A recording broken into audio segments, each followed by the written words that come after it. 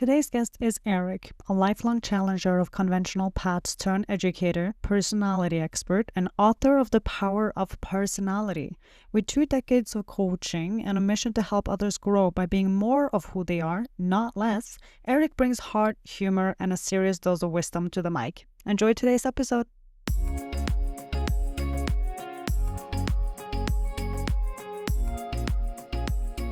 Eric, I'm really excited to have you on my podcast. My listeners don't know anything about you. I can share that you are an expert on personality types.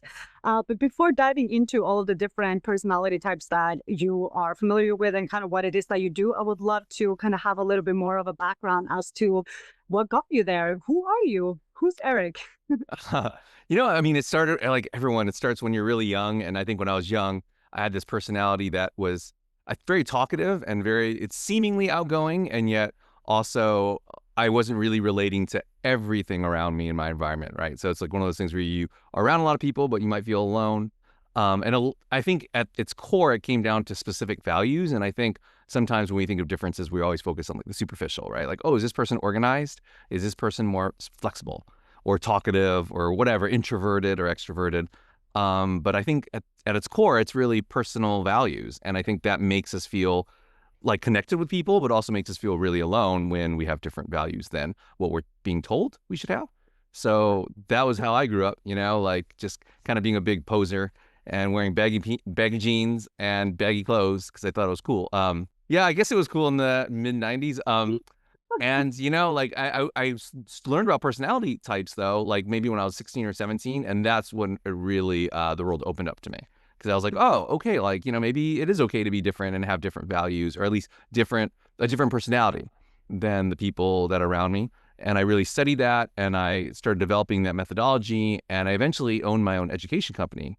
And I ran that for about a decade. And we were able to use that with our students. So I could teach my teachers how to read their students properly. And through that, I developed my methodology even further because that was about a decade, and about 1,000 students a year. So you do about like 10,000 total. No, I didn't work with every single one of these students, obviously, but and then eventually I developed further enough where I could, write a book on it, and it was published last year. So I was super excited about that. Congratulations on launching your book. So I definitely want to talk about your book. But something that triggered my curiosity was when you said one thing is the values that you have, but then the values that you think you should have. Can you talk a little bit about what were the values that you feel as though were kind of put on you, but you later discovered is actually not what you value the most? Yeah, I think it's for everyone, right? Like, and it's because, and I explain this in the book, and obviously it's very wonky, but about half the population, I branch people off into 4 different, I call them personality packs. And I call them packs because I use animals as personality types because it's like really easy to remember, right? Everyone remembers that they're a fox, right? Because they love that. And so within each of those packs, there are different percentages in the population. And about one of those packs makes about half the population. So if they make up about half the population, then their value system is going to be shared in the most positive light with the rest of the population. But I think a lot of times when you are one of the more minority types, that can definitely feel like their values are being pushed on you. And that value type would be their core value is safety and security. So when you think about it, what are we taught when we're young? You should like follow the rules so that way you can do well in school. And then if you do well in school, then you can go to a good college. And if you go to a good college, then you get a good job. And then you get a good job, then someone's going to want to marry you. And then you get married and have kids and have a house and yada, yada. And then it's like safe, right? Or at least we're told it's safe and it feels safe. But I definitely think that's not necessarily the path that everyone should take. And even people who are of that personality pack and decide to take that path, it's nice for them, I get a lot of clients when they're in like their early to mid 40s because their personality and their personal value is so linked to what they were told they should be. The unfortunate thing is that means that they never actually thought what they wanted to do because it always seemed to match up with what they were being told. And yet then they become 40 or 45 and they're like, shoot, I don't even like my wife or my husband, and I don't like the job that I have, and I kind of like my kids, and and then they go through the kind of their crises. So that was a long way of me saying,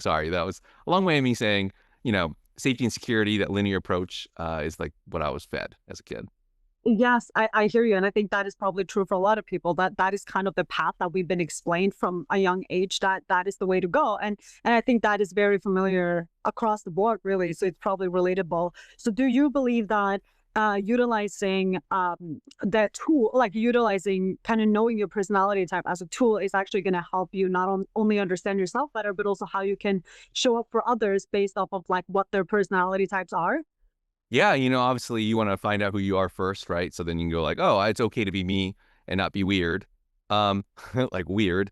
But if you're Right. one of those majority types, it really helps too because you grew up your whole life thinking like, oh, the way I am is perfect. And oh, this person's not like me, but I can help them become me.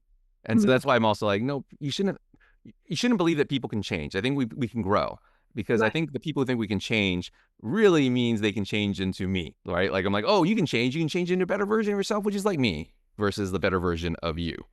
Very interesting. I hadn't even thought about it like that, and I do believe that there's probably some truth to that. I think in and that it's probably could be in many dynamics, but we're ourself closest, right? So we always know how we would want to do things and how it works for us. But what we do forget to take into account is that someone else with a different personality type is not going to relate to that approach necessarily, or even style of communication, or when to have a tough conversation, or when it comes to addressing stuff in life that typically is harder for us, like when it comes to approaching how to apply for jobs or how to be in the job market or how to go dating. I think all of these things play a part. So with that, can you talk a little bit more about all of these different personality types? I also want to share with you that I did take the test. Well, don't tell me. Don't tell me. Sorry, I don't. I know I'm cutting in now, but I just wanted to guess. I wanted to guess. That's why I didn't want to. Yes. Yeah. I did take it. So yeah, I'll definitely let you guess, but we could talk around that too, because I did have some thoughts as I was taking the test that I would like to address. But before that, can we dive a little bit into what the personality types are?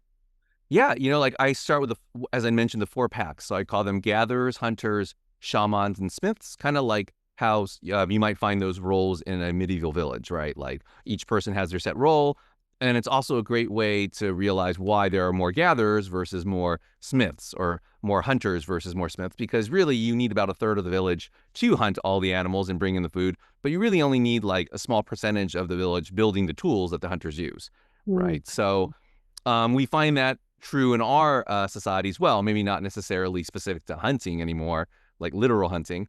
Um, but like the hunters that make about a third of the population, their core value is excitement.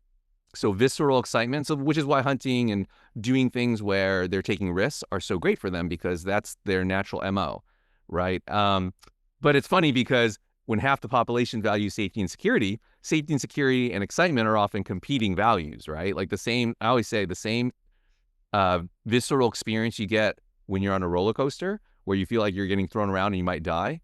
Hunters love that.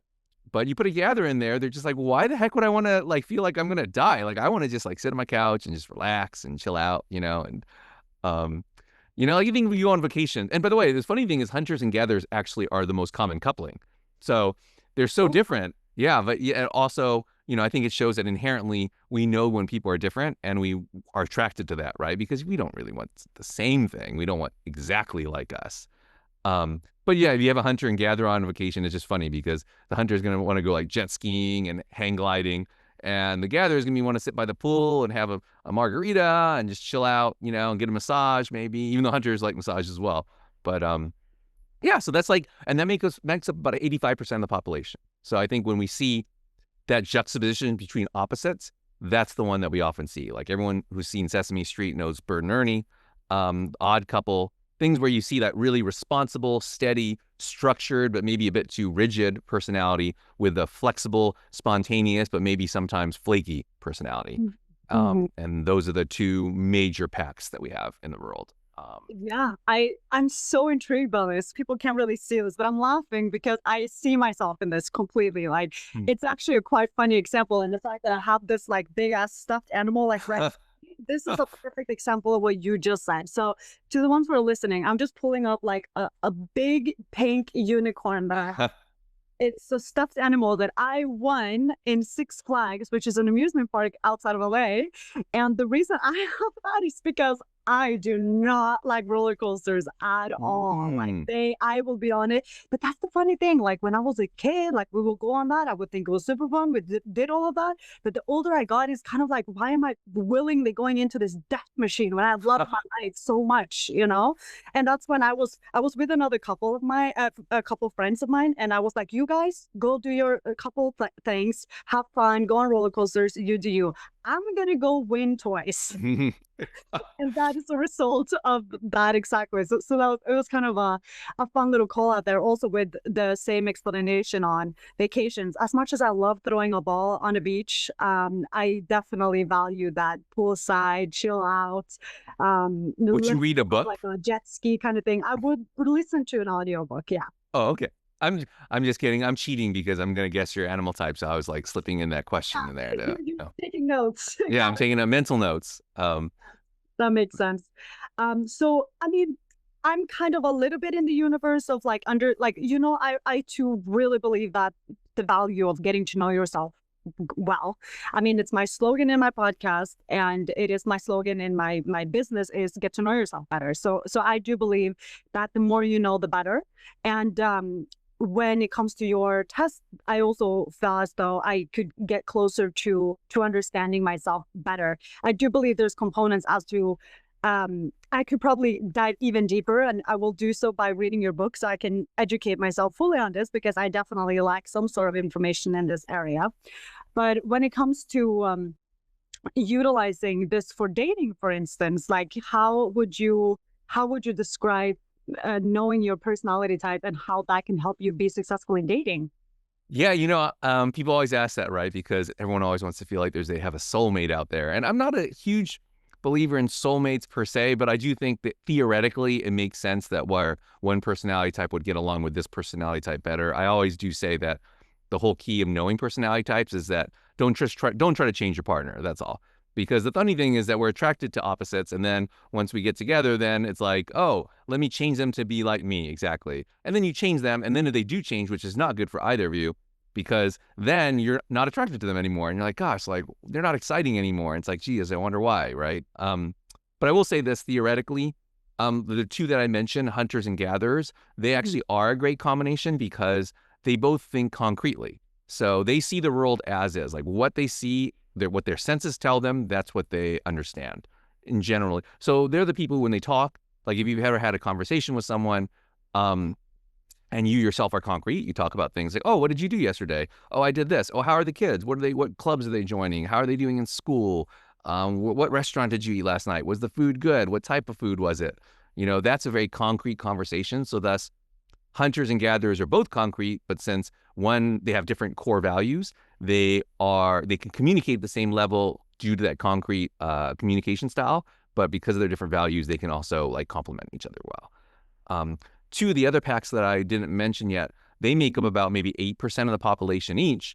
They're more abstract types, so they speak about things like ideas and feelings. And I'm not saying that the concrete people can't speak about that and the abstract people can't speak concretely.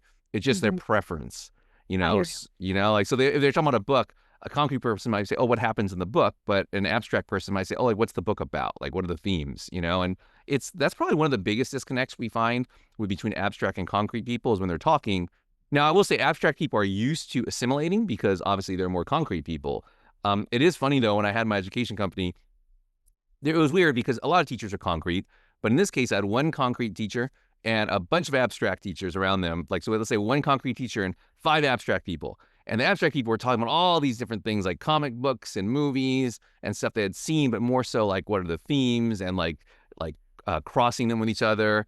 And the concrete person seemed like they were lost, and it was like one of those feelings that's like, oh my God, I've never felt this way before. Mainly because she was a type that was very plentiful or is very plentiful. Um, you. so sorry, that was a long way of saying, generally speaking, in romantic relationships, concrete people tend to do well together and abstract people tend to do well together. But the opposite. So like if you have the Smiths and the Shamans are both abstract personality packs, but they're very different in their core values. So thus they actually complement each other very well. Yeah, it's really interesting. I was wondering, when it comes to all of these personality types, to kind of put them into a setting which we can all kind of relate to today. For instance, if you were going to look at like high school students, and you know how you have all of these different cliques, who would you typically see are these roles if you were going to explain it in that setting? You know, it's funny because in the book, in a humorous way, I mean, I did write the book in ideally a funny way so that I could connect with people a little better. But the first thing is a very simple description of all the 16 types. So there are 4 personality packs that I mentioned, and there are 4 animal types within each pack. So that Mm-hmm. 4 times 4 is 16. And the one, like not one word, but the one phrase description was kind of based on school. So like one was called the bossy team leader. That would be one type, you know, like, so gatherers in general are the types who would like kind of take command, or at least like they would follow the rules and do everything that they're supposed to do. I can't say that they'll be in specific roles, even though you probably will find them a lot like in student government. They will probably join sports teams or athletic teams. They might not necessarily be the most hardcore athletes in terms of like really delving into the craft and like just being obsessed with working out and like being better.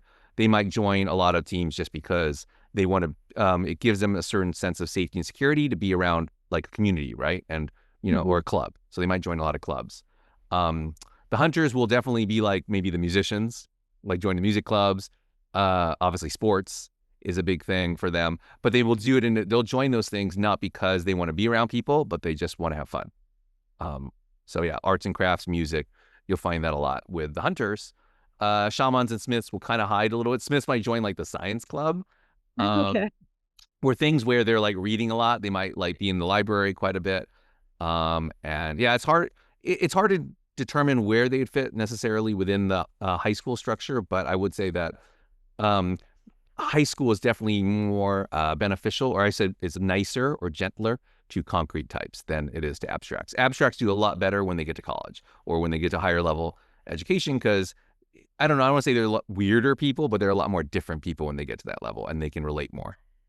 Yeah, I definitely I can see that because I remember when I grew up, I was not at all smart in school in the sense that I would have the highest grades or anything like that. I would even have to redo a lot of my courses because I wasn't really entertained in class. It was hard for me to motivate myself to sit down and do something when I didn't understand the bigger, greater value of like pursuing education. So when Mm. I finished kind of primary school and was going to pursue higher education, at that point, I had kind of lucked my way through school. But at this point, I had to actually redo a lot of my courses in order to get the grades that I needed to get into higher education. So when it comes to if you were going to give it like an advice to someone who are like me in that sense, who's growing up going to school, not really seeing the value of the big pictures, like what can be some factors that also play into that? I mean, I recognize that like upbringing and seeing what people did before you is obviously going to play a part here.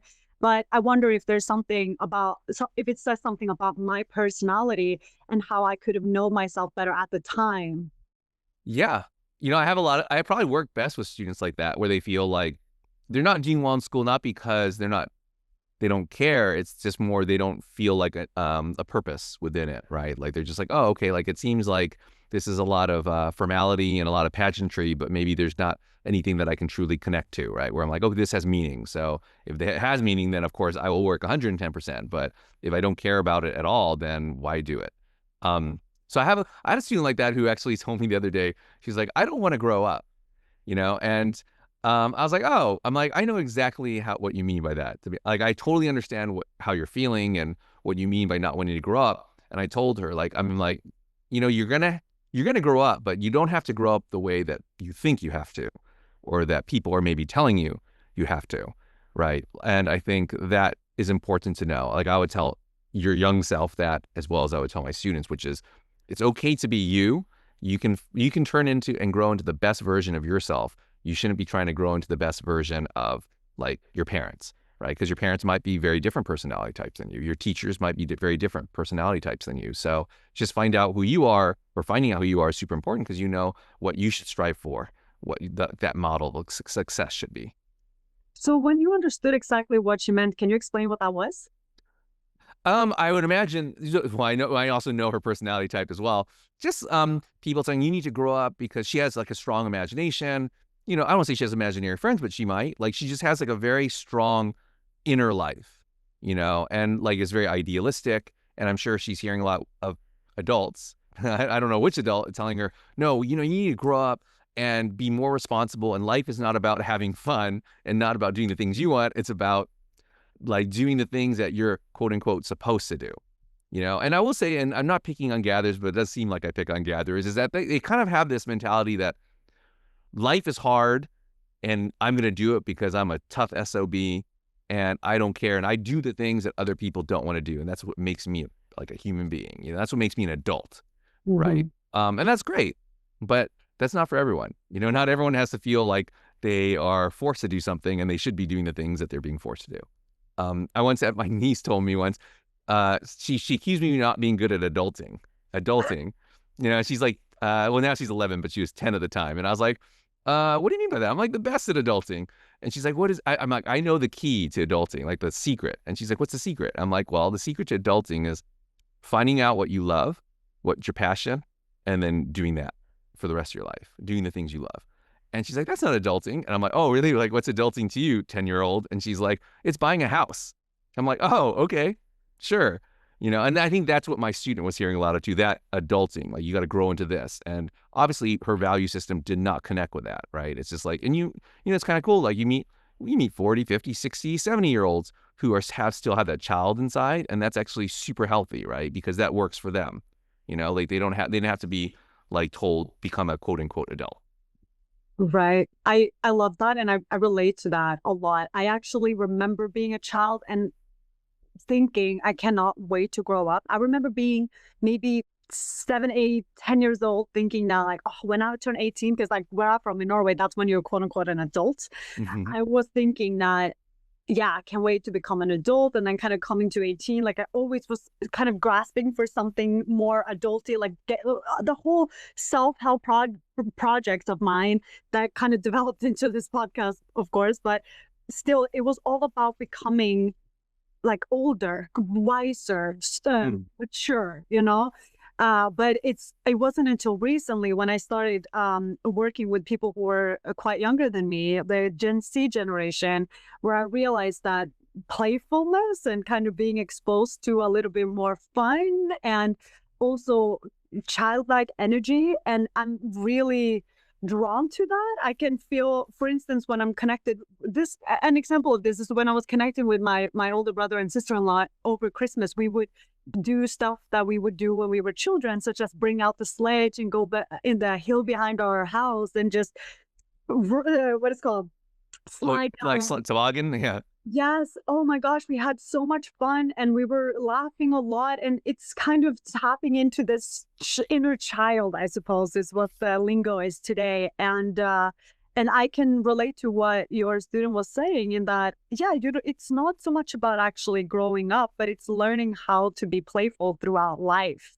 It doesn't always have to be so serious. It doesn't always have to be so cut and dry and straightforward. There's many ways in which the universe will guide us on our path once we've made decisions. I think the most important thing is to be the person who makes the decision on our own behalf and not because our parents told us to.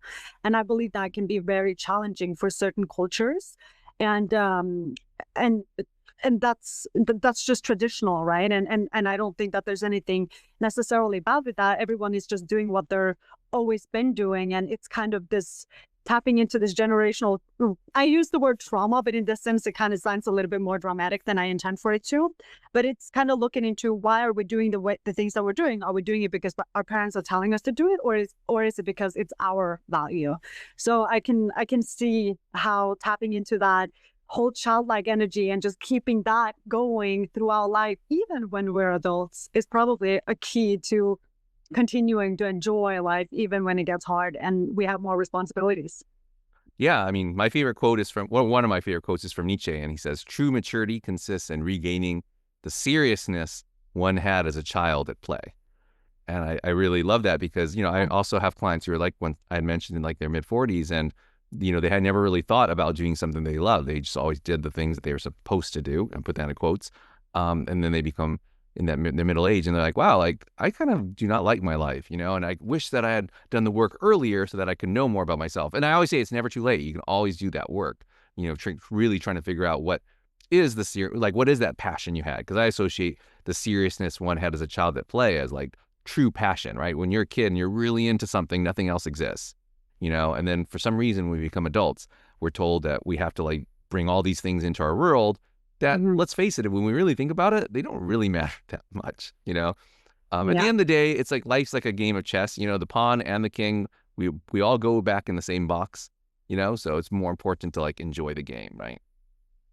Stay tuned for another episode where you get to learn even more about personality types in the next episode of Becoming Secure with Mags Mindset. Until then, stay curious and get to know yourself better. Learn more about what your personality type is following the link in the description below. Have fun!